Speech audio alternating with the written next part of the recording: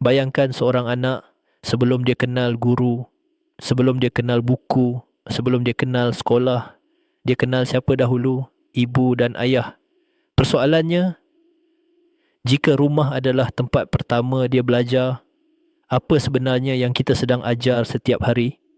Kerana satu hakikat yang sangat mendalam ialah ini, rumah bukan sekadar tempat tinggal, tetapi tempat pertama anak belajar tentang kehidupan.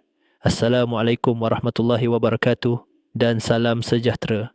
Tuan-tuan dan puan-puan, ibu bapa yang saya hormati, dalam kehidupan hari ini, ramai ibu bapa sangat fokus kepada pendidikan formal anak-anak.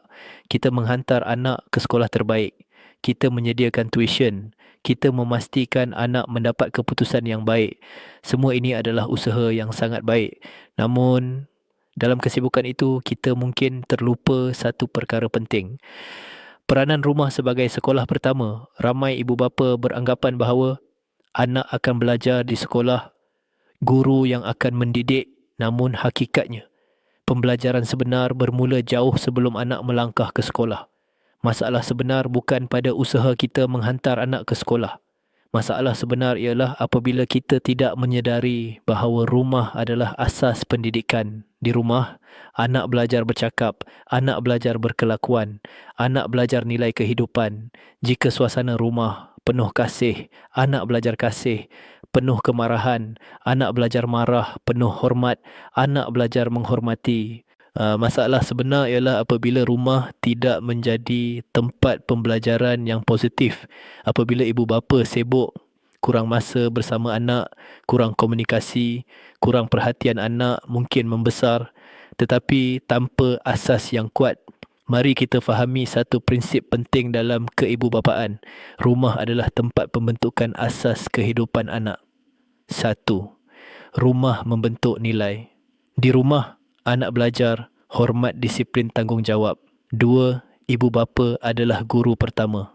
Sebelum guru di sekolah, ibu bapa adalah contoh, ibu bapa adalah pembimbing. Ibu bapa adalah rujukan. 3.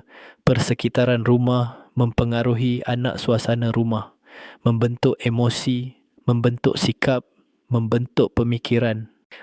Saya pun ingin berkongsi satu kisah. Seorang anak yang dibesarkan dalam rumah yang kurang perhatian. Ibu bapa sibuk, kurang komunikasi, kurang bimbingan. Anak itu membesar tanpa asas yang kuat.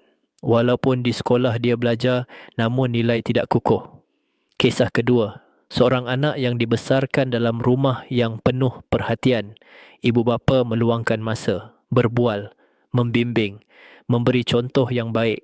Apabila anak itu ke sekolah, dia sudah mempunyai asas yang kuat. Dia lebih mudah belajar, lebih berdisiplin, lebih yakin. Perbezaan antara dua situasi ini bukan pada sekolah, tetapi pada rumah. Tuan-tuan dan puan-puan, ibu bapa yang saya hormati, dalam mendidik anak, kita tidak boleh bergantung sepenuhnya kepada sekolah. Kita perlu bermula dari rumah. Rumah adalah tempat pertama anak belajar tentang kehidupan. Setiap hari adalah peluang untuk mendidik melalui kata-kata, melalui tindakan, melalui contoh. Mulakan dengan langkah kecil. Luangkan masa berkualiti bersama anak. Wujudkan suasana rumah yang positif. Tunjukkan contoh yang baik. Jika tuan-puan rasa perkongsian ini memberi inspirasi, saya jemput tuan-puan untuk subscribe channel Pengetua AI. Di sini kita berkongsi motivasi dan panduan untuk membantu ibu bapa mendidik anak dengan penuh kasih sayang dan hikmah. Tekan butang subscribe sekarang. Kongsi video ini kepada ibu bapa yang lain kerana kita mahu melihat lebih ramai rumah menjadi tempat pembelajaran yang positif. Ingatlah, rumah adalah sekolah pertama dan ibu bapa adalah guru pertama. Teruskan membimbing, teruskan menyayangi. Kerana asas yang kita bina hari ini akan menentukan masa depan anak-anak kita. Terima kasih semua. Semoga kita semua menjadi ibu bapa yang bukan sahaja penyayang tetapi juga menjadi pendidik terbaik dalam kehidupan anak-anak kita.